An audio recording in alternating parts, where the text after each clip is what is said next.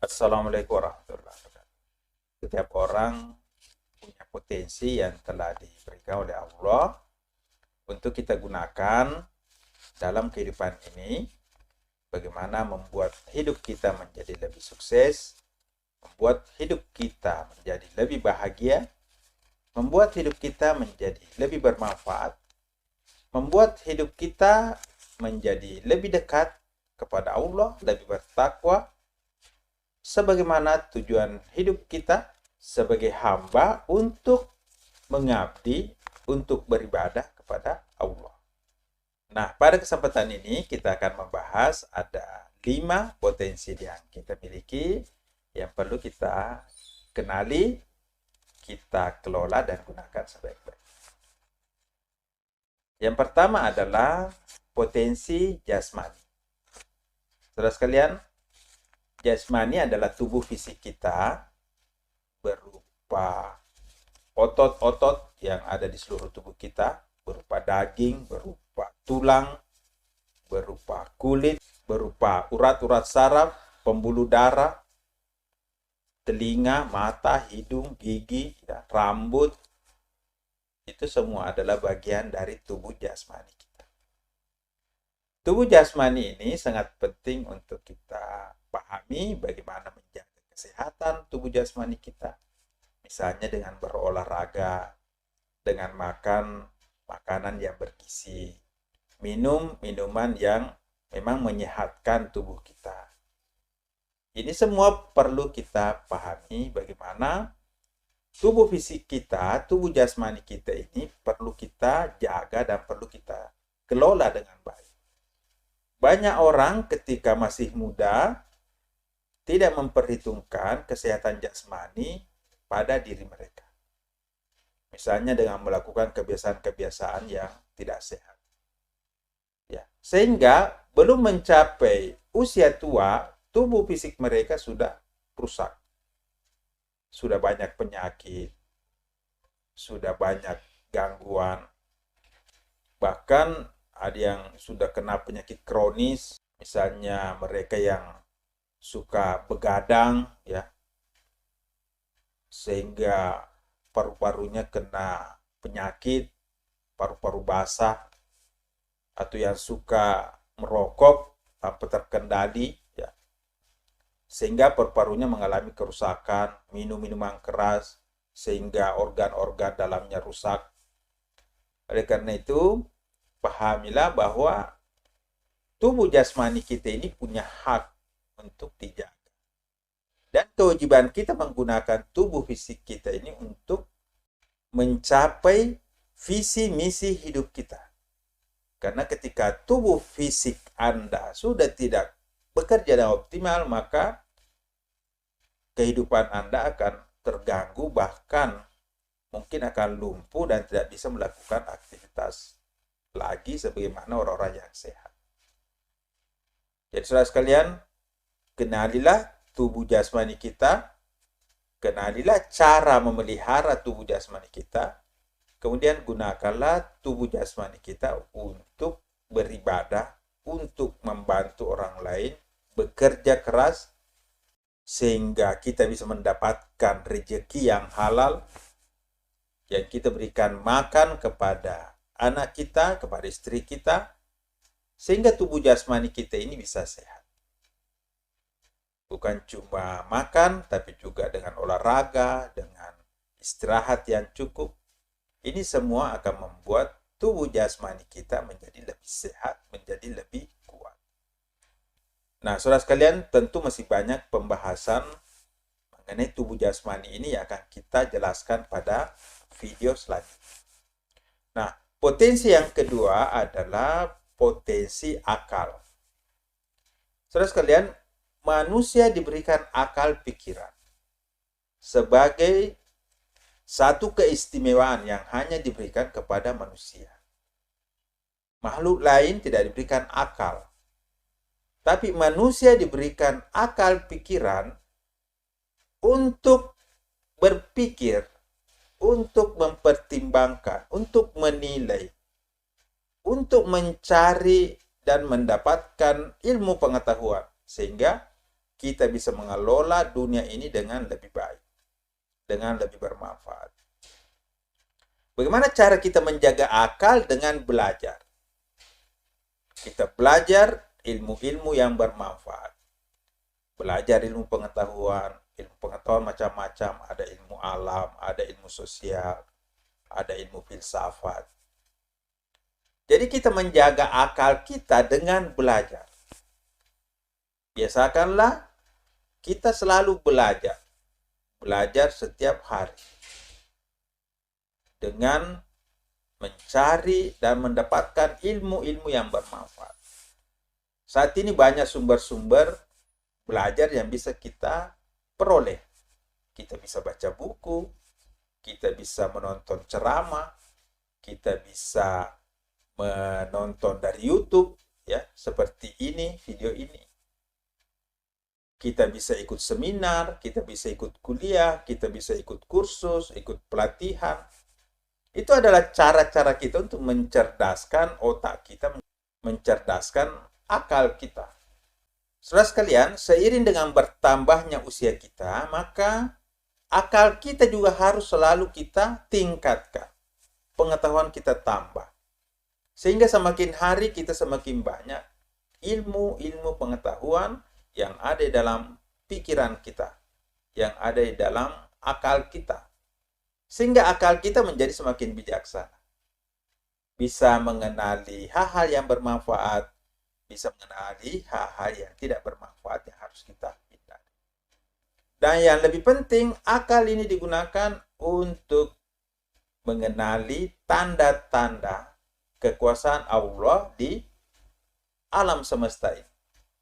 Sehingga kita bisa menggunakan akal kita sesuai dengan tuntunan syariat Islam yang ada di dalam Al-Quran, di dalam hadis, untuk membantu kita mengelola akal kita, sehingga akal ini tidak berjalan kemana-mana, yang bisa mengantarkan kita pada kehidupan yang tidak menentu. Karena sepintar-pintarnya akal ini juga punya keterbatasan. Kita bisa mengenali tanda-tanda kekuasaan Allah di alam semesta, tapi kita tidak bisa mengenal secara sistematis. Mengenal Allah, mengenal nama-nama Allah, mengenal sifat-sifat Allah, mengenal kehendak Allah.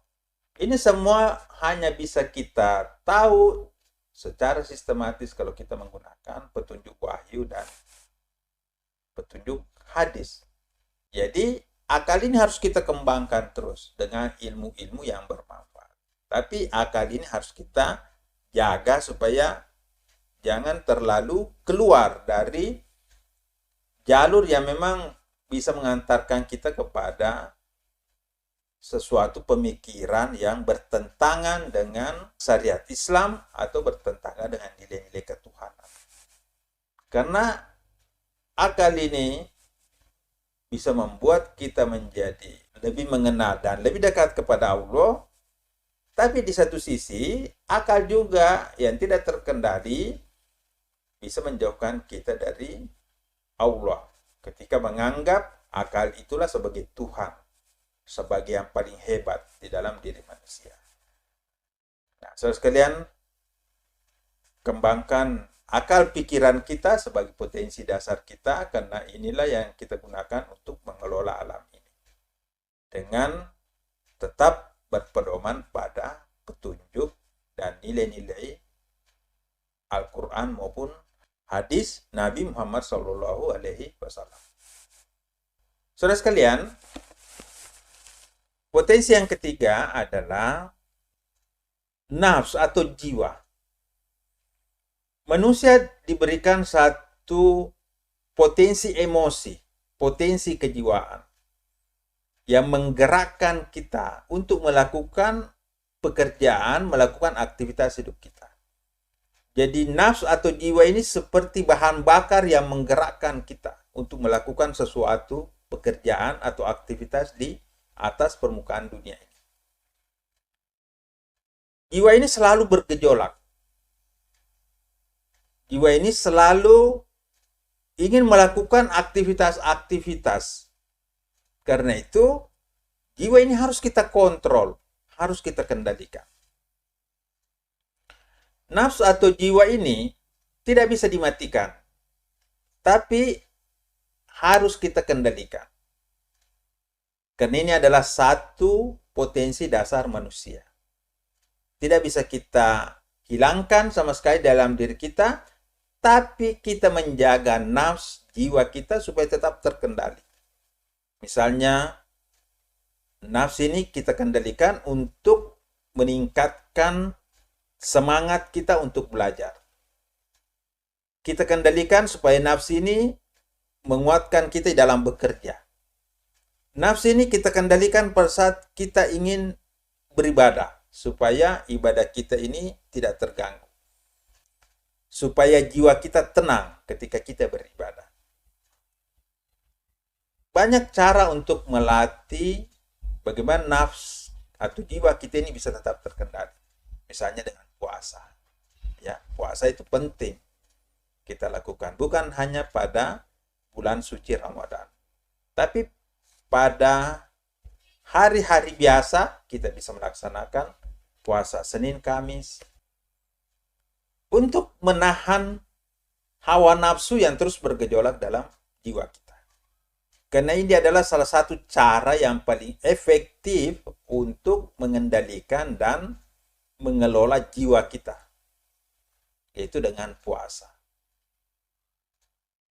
Saudara sekalian, nafsu ini sangat penting untuk kita kenali tanda-tandanya, kita kelola dan kita gunakan untuk mengarahkan hidup kita agar memiliki manfaat bagi orang lain dan bisa mendekatkan diri kepada Allah. Karena kalau nafsu ini tidak bisa kita kendalikan, maka akan menimbulkan kerusakan bagi orang lain, kerusakan pada semesta, kerusakan pada diri sendiri.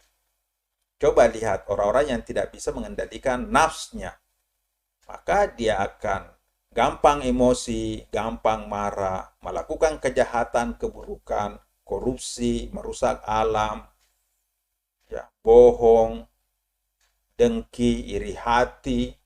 Ya, ini adalah sifat-sifat nafsu yang tidak bisa dikendalikan. Ada 3 sifat nafsu yang utama, yaitu ada nafsu amarah, yaitu sifat-sifat nafsu yang buruk. Kemudian ada nafsu lawamah, yaitu nafsu yang mulai terkendali, tapi masih perlu kita kontrol karena nafsu lawamah kadang menguat ketaatannya dan pada saat yang sama juga bisa tergelincir pada keburukan. Sementara yang ketiga adalah nafsu mutmainnah. Ketika nafsu sudah mulai tenang. Tenang menghadap Allah, tenang menghadapi godaan-godaan dunia. Ya saudara sekalian, potensi yang ketiga ini penting sekali untuk kita kendalikan. Tapi bukan kita hilangkan atau kita matikan. Karena kalau kita sudah tidak punya nafsu, tidak punya jiwa, maka kehidupan kita ini kosong, hampa. Ya, tidak punya daya lagi. Orang mau belajar butuh semangat, butuh kekuatan untuk belajar. Orang bekerja butuh semangat, butuh kekuatan untuk belajar. Begitu pula untuk ibadah. Sehingga nafsu ini harus kita gunakan untuk mendorong diri kita melakukan kebaikan, memberikan manfaat dan mendekatkan diri kita kepada Allah. Saudara sekalian, pembahasan mengenai nafsu ini masih panjang, akan kita lanjutkan nanti pada video berikutnya.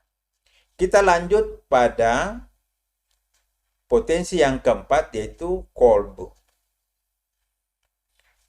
Kolbu adalah salah satu fakultas kerohanian manusia yang senantiasa bersikir, mengingat, menyebut nama Allah.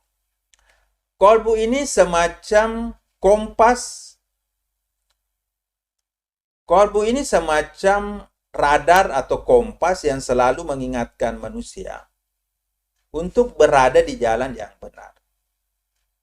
Ketika kolbu kita selalu berzikir, selalu mengingat Allah, maka jalan hidup kita juga akan mengarah pada kebaikan dan kebenaran sesuai dengan nilai-nilai syariah.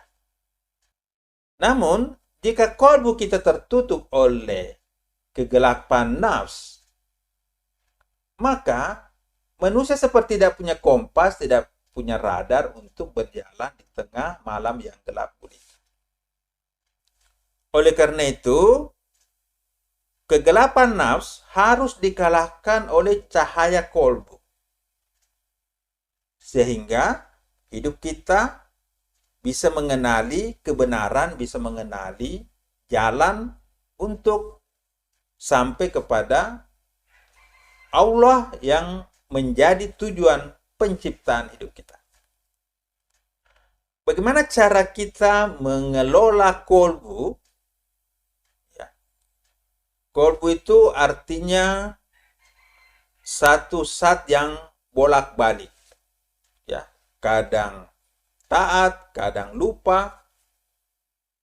Oleh karena itu, cara kita untuk menjaga kolbu tetap bersih dengan berzikir. Berzikir kepada Allah. Mengingat, menyebut nama Allah. Sehingga karat-karat yang ada dalam kolbu itu akan hilang. Maka saudara sekalian, di dalam hidup kita, kita harus mendawamkan zikir. Zikir setiap saat. Kalau tidak mampu kita lakukan zikir setiap saat, maka lakukanlah zikir pagi dan petang. Minimal kita melakukan zikir di setiap akhir sholat 5 waktu yang kita lakukan. Disitulah kita menjaga frekuensi kolbu kita dengan frekuensi ilahiyah. Sehingga hati kita tetap terpaut dengan energi dan cahaya ilahiyah. Makanan kolbu adalah zikir. Hati yang selalu berzikir, hati itu akan hidup. Hati itu akan sehat. Tapi hati atau kolbu yang tidak berzikir, maka hati atau kolbu itulah yang akan mengalami satu kegelapan. Dan ketika mengalami kegelapan, kekuatan nafsu lebih besar, sehingga manusia itu akan terdorong, akan dikendalikan oleh kekuatan kegelapan. Akhirnya manusia seperti ini akan melakukan banyak maksiat kepada Allah dan banyak melakukan kerusakan di bumi dan banyak melakukan keburukan-keburukan bagi sesama manusia. Oleh karena itu penting sekali kita menjaga kolbu kita sehingga selalu dalam keadaan sehat. Bagaimana cara kita membersihkan kolbu itu banyak. Ya, dengan melaksanakan salat 5 waktu, dengan ikhlas, dengan khusyuk, dengan baca Quran, dengan membaca salawat, dengan membaca zikir, maka hati kita ini akan berisi dengan cahaya-cahaya ilahiyah. Jadi saudara sekalian, ini adalah potensi yang keempat yang sangat penting yang menentukan nilai kemanusiaan kita. Itu cahaya ilahi yang ada dalam kolbu kita. Karena kalau kolbu kita sehat, maka seluruh tubuh kita sehat. Tapi ketika kolbu mengalami kerusakan, maka seluruh tubuh manusia akan mengalami kerusakan. Begitu kata hadis. Nah, saudara sekalian, yang terakhir potensi yang kelima adalah ruh kita. Ini adalah satu zat yang menghidupkan kita, yang senantiasa menghadap dan menyembah kepada Allah. Ini adalah satu rahasia yang tidak bisa kita ketahui kecuali kepada orang-orang yang diberikan ilmu yang sedikit yang diberikan oleh Allah kepada orang-orang yang terpilih. Fungsi ruh ini adalah untuk mengenali dan menghadapkan wajah ruh kita dan menghadapkan ruh kita kepada Allah. Jadi mengenali, ma'rifatullah. Ketika ruh bisa mengenali dan menghadap kepada Allah, maka disitulah ruh kita akan tenang. Tapi ketika ruh ini tidak mengenali Allah dan tidak menghadap kepada Allah, maka ruh ini akan tersiksa. Ruh ini akan mengalami penderitaan.